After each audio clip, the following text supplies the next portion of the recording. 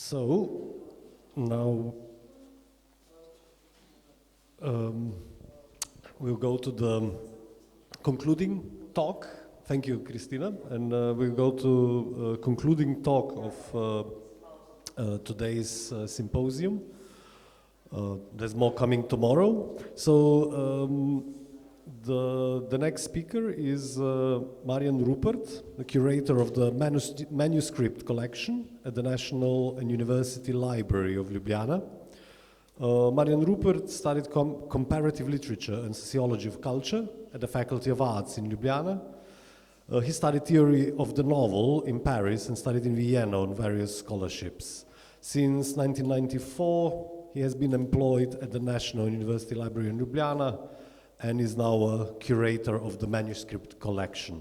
So his talk is entitled Transformations of Realism, the Concepts of Objectivity and Reality in the Context of the Interwar Period. Please. Thank you. Hvala lepa.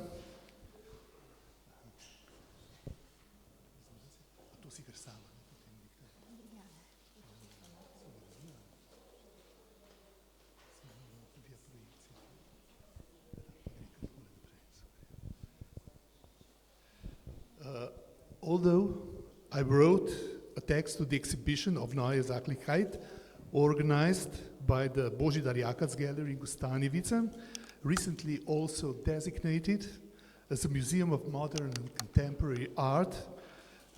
Congratulations to both authors and thank you for the invitation to this event. I approached to writing this paper for the conference held as a part of a European Capital of Culture with considerable unease. Why? Primarily because I feel that the past, specifically the period between 1925 and 1935, eerily mirrors our present. I understand the title of exhibition, A Distant View, as a deliberate detachment from the pressing issues of our time.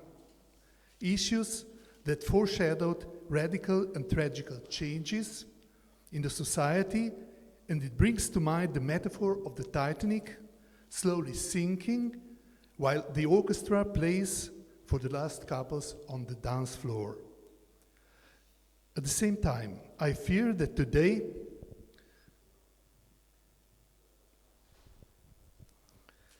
we already have passed the stage of optimistic belief in the future, which in its own way characterized the Neue Sachlichkeit period. That was a time of economic crisis, but also one of entertainment, of Charleston, Josephine Baker, Marlene Dietrich, and women's liberation and empowerment, as we saw recently. Just before the onset of global catastrophe that was slowly coming, it was a reaction to the post-World War era, when during the Weimar Republic, Germany, largely thanks to the Bauhaus Art School, established itself as the center of the European avant-garde. Today, we are increasingly confronted with the harsh reality of the Realpolitik, which persistently seeps into every aspect of daily life.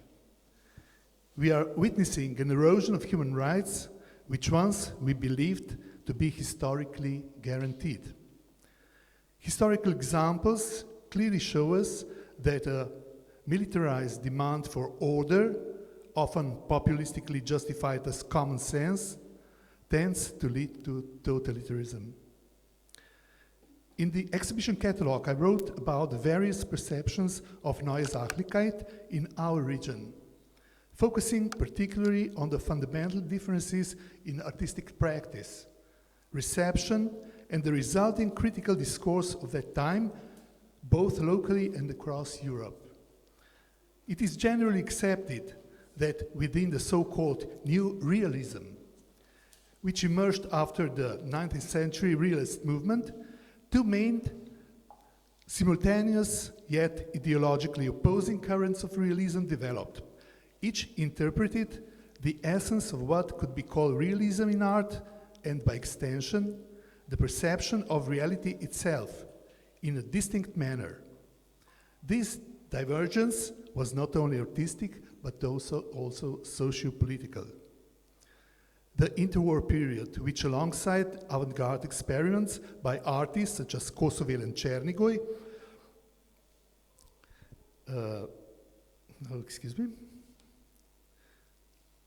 can be broadly categorized into three main artistic directions: expressionism, Neue-Sachlichkeit, and social realism, is often treated as a unique, interconnected period in Slovenian literary and visual art history.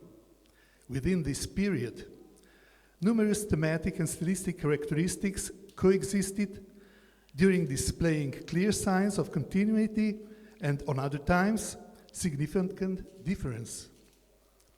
There are well-founded reasons for this, the most important being the traditional ideological division of the Slovenian cultural space into two opposing camps, one rooted in a traditional Catholic worldview, the other in a progressive socialist orientation.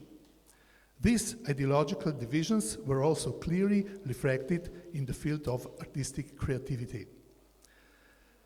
The interwar period, a relatively short span of just over 20 years, was marked by extremely rapid and numerous changes in both visual arts and architecture. The term Neue Sachlichkeit, new objectivity, is ambiguous and stylistically difficult to define in the context of interwar art, precisely because many of its characteristics emerge as a direct consequence of expressionism and often intersected with the current movement of social realism. Due to its fluid nature, many scholars do not even consider Neue Sachlichkeit a distinct stylistic phenomenon during the period. Instead, they identify a particular characteristic of the movement within various individual artistic and literary works. The abundance of terms used to describe the new realism of the interwar period, such as idealistic realism, social realism, magical realism, radical realism, mystical realism, and even metaphysical realism, demonstrates that the concept was highly puzzling. Its definition largely depended on the perspectives of individual creators or critics, shaped by their philosophical or sociological interpretations of reality, whether this acknowledged the concept of objective or subjective reality.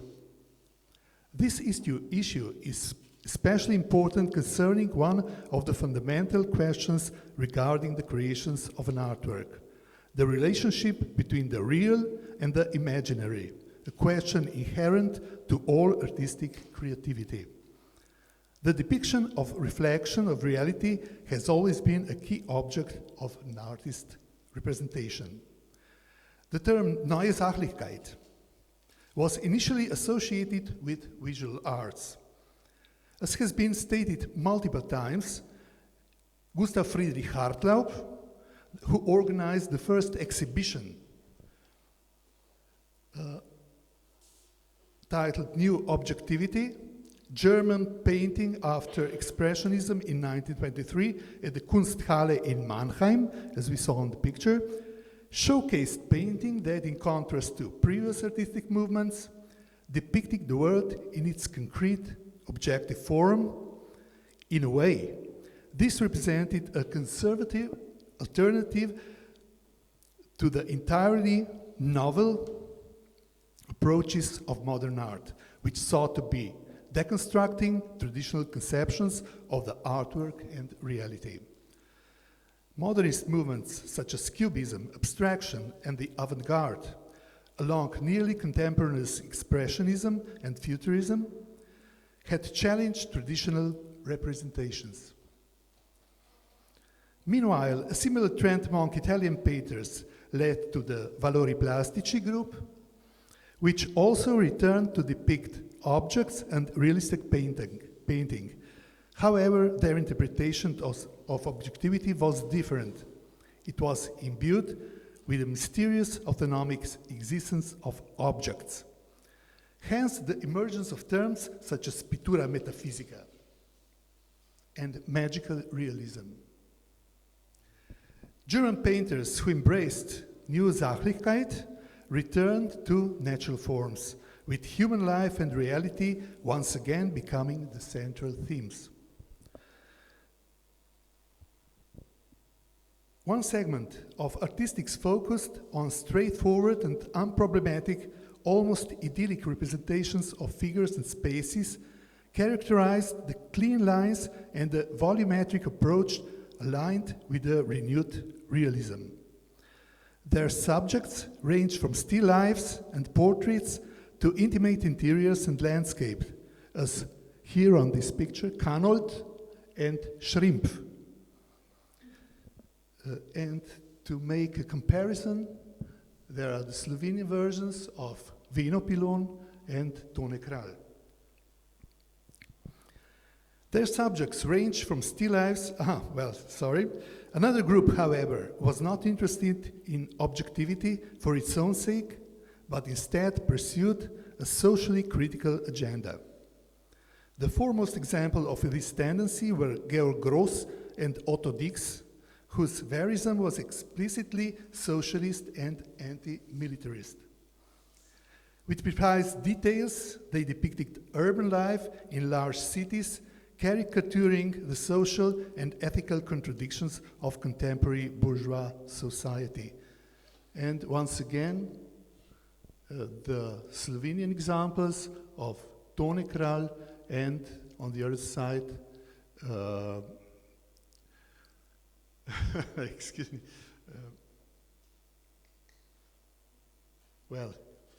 Nikolai Pirnat. Okay.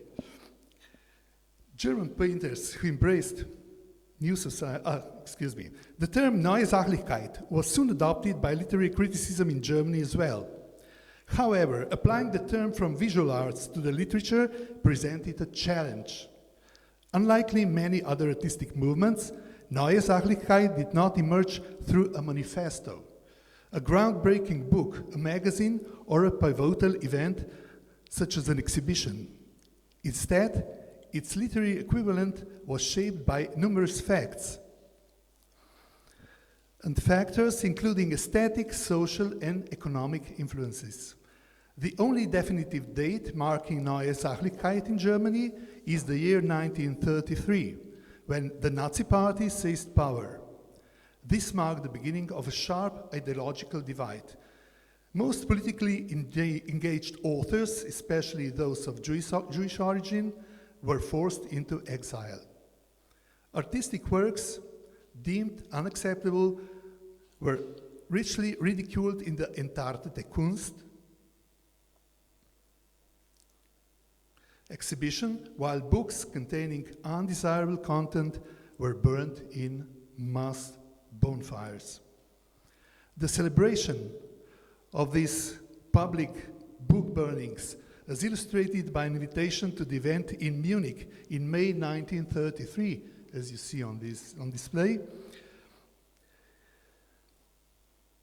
took place with musical accompaniment as the band played Nazi marches, and participants were ordered to sing Deutschland, Deutschland über alles and other party songs collectively. These events did not signify the end of realism in art, but rather the next phase, an ideologically prescribed departure from modernism, as the emphasis on the cult of the body in service of racist nationalist ideas about the supposed superiority of the German race. This was an example of realism being utilized for propaganda, evolving into mythology as theoretically defined by Alfred Rosenberg in his book Der Mythos des 20. Jahrhunderts, The Myth of the 20th Century.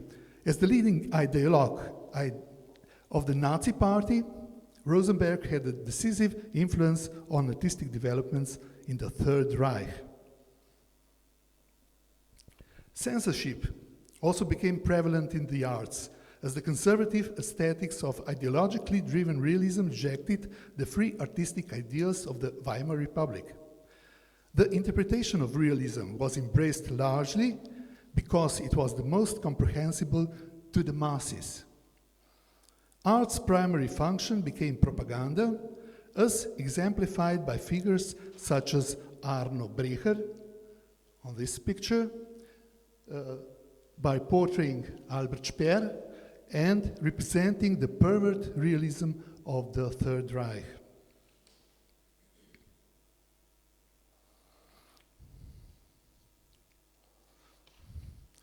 Similar to painting, two different currents of thought can also be found in the literary environment, the idealistic and the radical, which differ from each other precisely in their understanding of the concepts of realism. The idealistic direction turned back to nature, in which we can still recognize the pulse of rural tradition, praising the landscape and the domesticity, while maintaining a strong idealistic orientation, and in terms of view and feeling, it mostly spiritual, even religious in nature. Realism, therefore, is understood as a peculiar objectivity, with the term neue Gegenständlichkeit, I will tell it in German, becoming established. A special harmony was established between the person and the world, between the idea and the object, and it seemed to them that even in substance and objects, there was spirituality and eternity, indicating God's omnipresence in nature. The retreat in nature is also an escape into an idyllic world, into sentimentality, into a peaceful, bucolic landscape with elements of national character, while outside this timeless art, the world is rumbling, and with the seriousness of history, social antagonisms began to appear. Here are the examples of Kanold and, on the other side, Stanley Krieger, Romary. In this sense, philosopher Nikolai Hartmann's material ethics of value express his love for things in nature. Similarly, French poet and dramatist Paul Claudel explained his feeling of nature, speaking about the holy reality of the world, which finds the presence of mysterious and miraculous idealism in creation. One does not align with the reality of the world in which it creates. From modern history, it retreats into the isolation of artistic creation, placing it about reality. In contrast, the radical Neue Sachlichkeit respects the loss of the objective material world. An important fact is the renunciation of the idealistic theory of beauty with a focus on the understanding of realism in the sense of German historian Franz Mehring, who argued that art must be anchored in the historical course of life, in the historically conditioned consciousness and aesthetic taste, and must not flee from reality, from human consciousness or the historical essence of humanity. Any other method, in his view, leads to an escape from reality and the aesthetic reactionism of symbolism. In short, Mehring, in the sense of a Marxist interpretation of literary theory, rejected the static view that art is independent of society and social development. The so-called radical Neue Sachlichkeit is primarily concerned with the city life, the theme of industrializations, and the problems of the working class.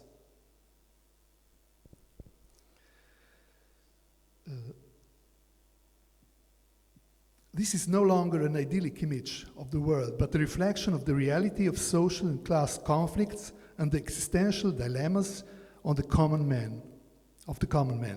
In German literature, the most famous representatives of this direction were Alfred Döblin, the novel Berlin Alexanderplatz, Erich Kästner, Bertolt Brecht, Erich Maria Remarque. German critic Hermann Kesser already noted in 1929 in his article Die deutsche Literatur zeigt ihr Gesicht in the magazine Die Weltbühne that expressionism as a movement was completely finished, rejecting the spiritual interpretation of the term Neue Sachlichkeit and ended with the words: Mit abstrakten literarischen Richtungen ist es aus, incipit veritas. The writer Joseph Roth also sharply distinguished between the terms Sachlichkeit and Wirklichkeit in his programmatic articles such as Schluss mit der neuen Sachlichkeit, published in 1930, in the prestigious literary journal Die literarische Welt, and concluded that the term Sachlichkeit has already been everywhere transitioned into Wirklichkeit, meaning objectivity has become understood as actual reality in the works of contemporary authors. The contradictions became most apparent with the publications and reception of the poetry collection Zemlja by Edvard Kocbek in Slovenia. The situation was similar to the difference between the idealistic and radical Neue Sachlichkeit.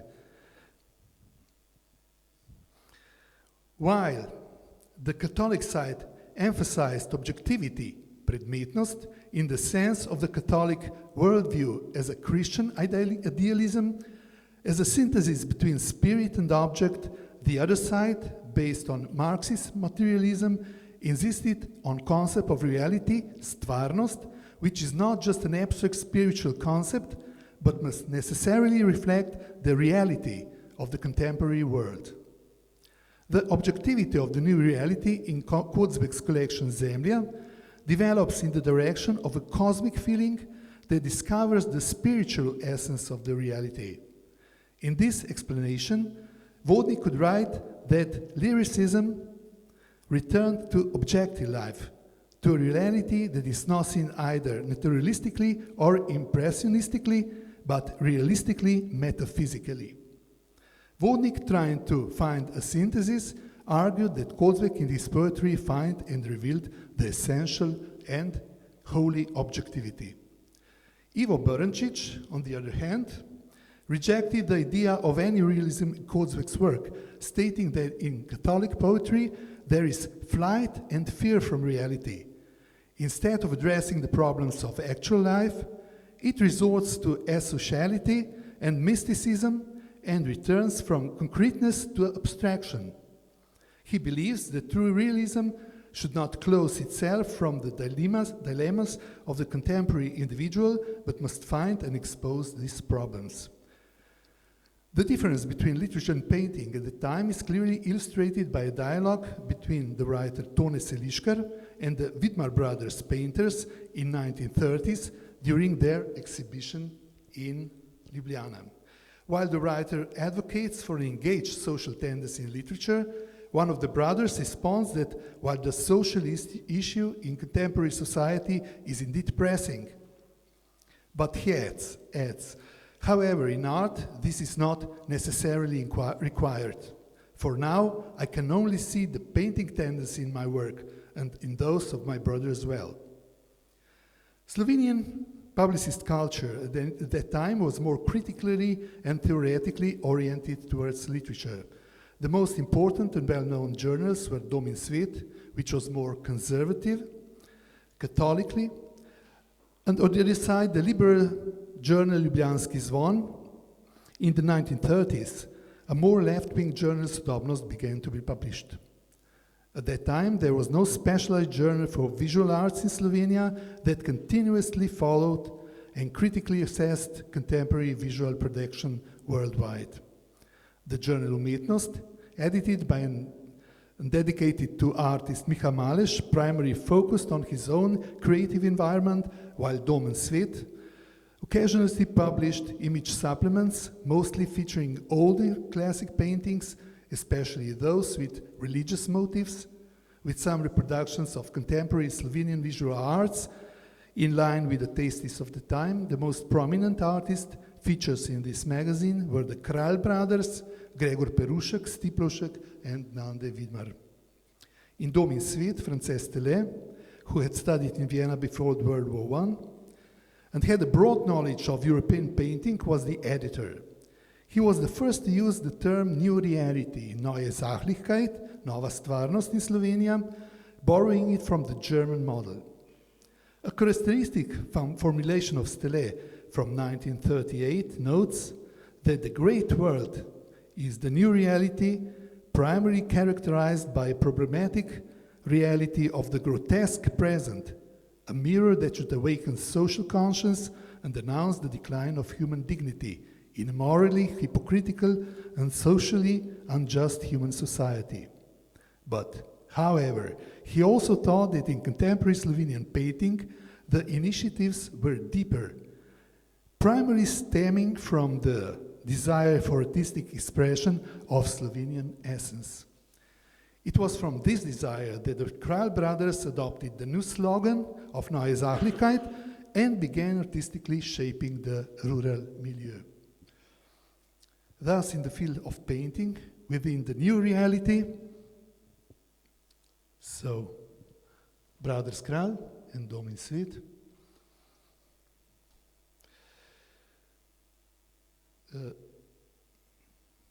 the focus of Slovenian painting shifted from the art centers during the transition from the 19th to the 20th century, when art is studied first in Munich and Vienna. After the collapse of the Austro-Hungarian monarchy, it first moved to Prague, and then, during the period of the new reality, found the new challenges in Academy of Zagreb, where an entire generation of Slovenian artists studied. With new tendencies, a new period of realism emerged in Slovenia. In Croatia, the Zemlja group, led by Krsto Hegedušić, completely dedicated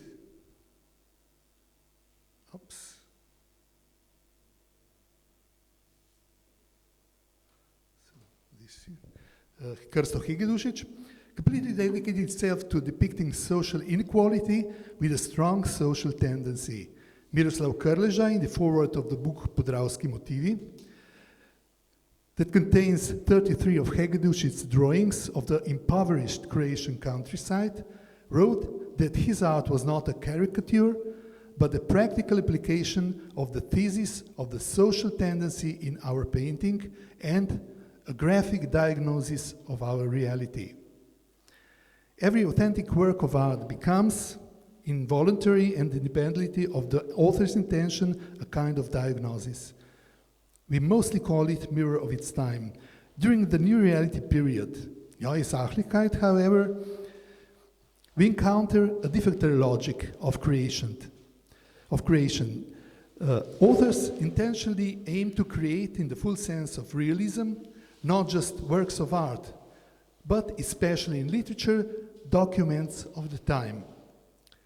Therefore, during this period, especially literary forms are used which often force out the pure literary canon, sometimes bordering on journalism, humanities, even historical sciences, and fall into semi-literary forms. First and foremost, reportage.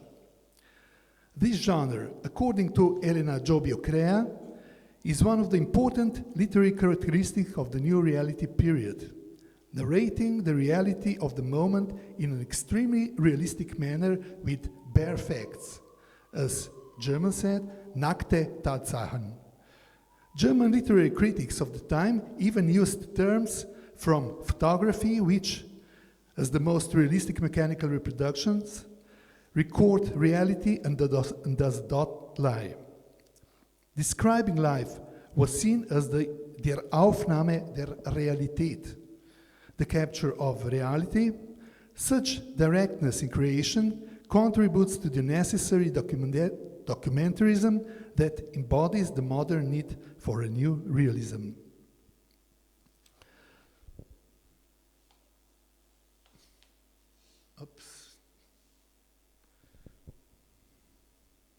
The most characteristic reportages of these times were written by Egon Erwin Kisch and Joseph Roth, who spent many years working as a journalist.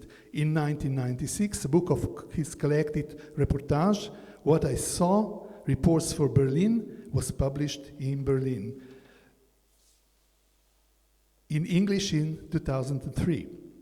The book was a precise report of the everyday city life, describing the exact period when the Neue Sachlichkeit art movement developed, all the way to 1933, when Roth, due to the rapid rise of Nazism and the consequent violence as a Jew, was forced into exile in Paris.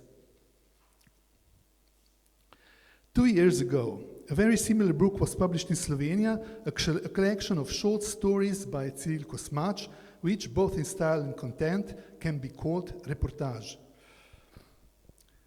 These attempts, which have been poorly known until now, were gathered by editor Andraž Gombač in the book Lovim povladni veter.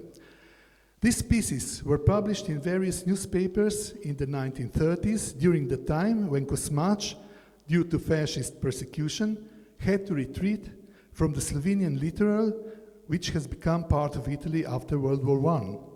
In these works, Kosmač describes everyday reality, personal events, such as experiences in prison in Italy, life as a refugee in Ljubljana, as well as the political and economic situation of our time.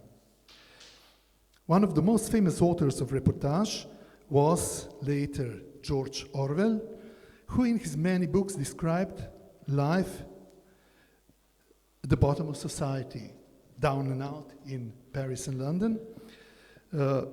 His colonial experiences while serving as a policeman in Burma, the hard and hopeless lives of miners in Vigan, and his experiences during the Spanish Civil War when he volunteered in the international brigades. The documentation of the new realism also extended to other literary forms. Genre that became very popular at the time was biography, with Stefan Zweig being the most prominent representative. A special version of the novel emerged as the war novel, a genre that was very popular in Slovenia at the time, which Erich Maria Remarque began as a major influence, and similarly Prižigo Voranc wrote in this genre with novels such as Dober Dob and Požganica. In using the concept of documentarism, especially literary genre of diaries, it is worth mentioning Edward Kozbek, who during his studies in Germany in 1932 visited Berlin and published his impressions in the form of intimate diary entries in the Dom in Svet magazine under the title Luči Severa, Lights from the North. Kozbek enthusiastically immersed himself in the rhythm of the city life and, among other things, attended Brecht's Beggar's Opera, which is considered one of the most renowned theater performances of these times. It is no coincidence that works of Kozbek, we repeatedly find in them, undoubtedly in the spirit of the Neue Sachlichkeit, the words object and thing, such as, I want to live among objects, be their friend. When, after a long time, I find myself among solitary objects in nature which exist as though they are avoiding human calculation. The objects in the room are looking at me. Some objects forget their name, and so on. However, despite the desire to depict the material elements of the world as reality, Kozbek still finds correspondences with certain spiritual motives behind the objectivity. Kozbek's objectivity is, therefore, a kind of representation by a poetic subject, even though he describes real events, like traveling by train or impressions from the street. Behind all these events, however, there is always a spirituality. Later, during the Spanish Civil War, he escalated his documentarism in form of an essay, Premišljivanje o Španiji, Reflections on Spain, which caused a split among the Catholic right. And a similar principle can be seen in the publications of wartime diaries Tovarišija and Listina, which belong to a completely different era. In the examples I presented in my paper, literature is not only acts as a work of art or a medium for the artist's imagination, but much like photography, as a document, a literary and often engaged reflection of the real world, the social reality as seen and described by the writer. From here, it is a short path to Brecht's view that art can also be a political weapon. Thank you very much.